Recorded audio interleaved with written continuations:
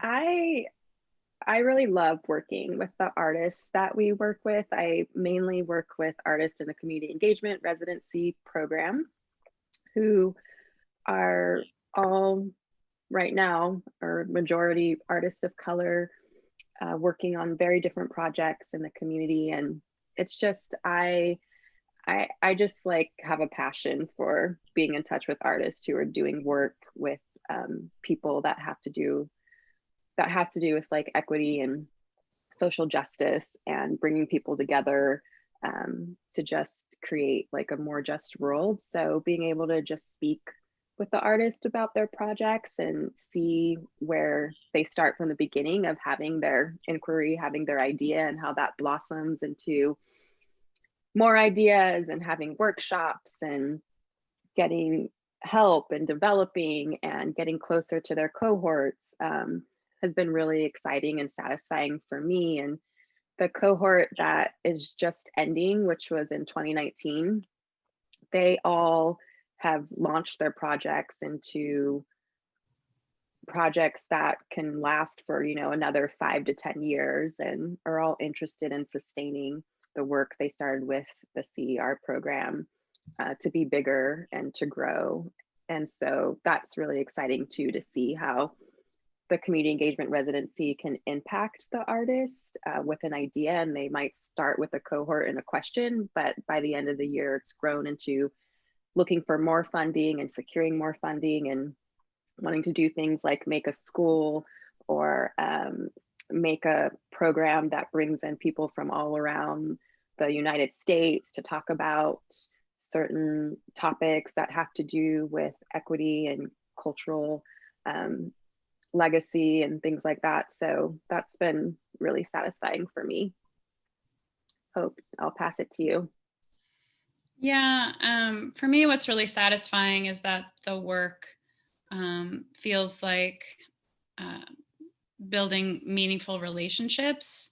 And I really like the fact that the community engagement residency is longitudinal. It takes a year, and now we're talking about it maybe lasting 2 years.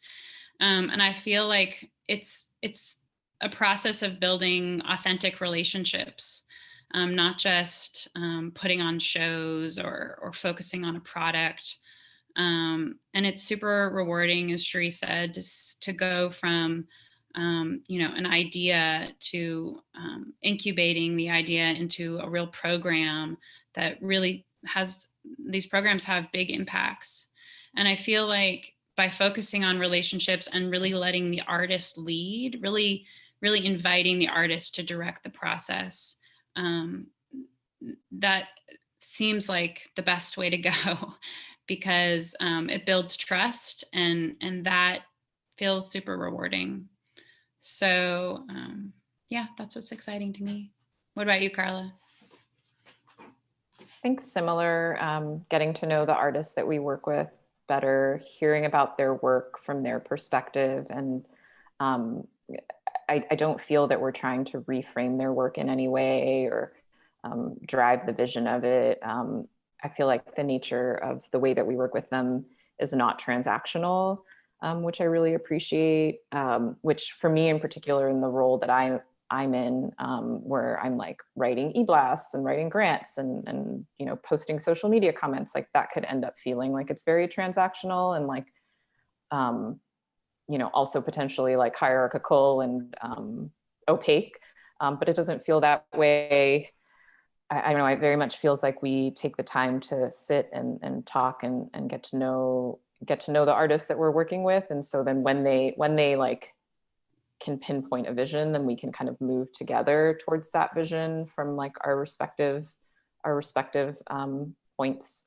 I also think that particularly with the community engagement residency, and that's kind of like an intent that we set, but it's we're articulating it more and more, is we are coordinating the residency as like a space that people enter into, but it's also kind of an invitation for us to learn together. There's so many programs that have this mission, I feel, to uplift historically marginalized artists and shift resources over to them and shift power over to them. But oftentimes I feel like they don't, the gains that the organizations get are more and disproportionate to what the artists gain from it. In the sense that like maybe the artists won't leave with any kind of connections to funders, or maybe they won't leave with any relationships with other artists in the program, or perhaps they won't leave with like a direct connection to anyone within the organization that funded them that has like any kind of decision-making power. Maybe they provided them resources that they didn't need, that they couldn't use, like, you know, programs that will give you space, but then like offer it to like many artists. And so you can't even get space to like develop your artistry in a way that like, I don't know, feel like meets you where you are. So I feel like we're actively trying to, you know, look out for if this is happening and like really asking ourselves, like, what are artists gaining from this program, rather than like evaluating our programs from like a quantitative perspective where we're looking at like how many artists we served. And so that's, I don't know, that is really exciting to me and really gratifying. Yeah, I'll just add that I also like that it feels like we're working with artists in the context of asking bigger structural questions. So, you know, what's needed to make the arts or dance more equitable? How can we work with artists in a way on this one particular project that also, you know, takes baby steps for that bigger goal? And I really like having, you know, that context for the work. You know, I don't know the answers to that question, but I like to hold the question as we work. You know, what are the structural steps that we can take to empower artists, not just hand out checks,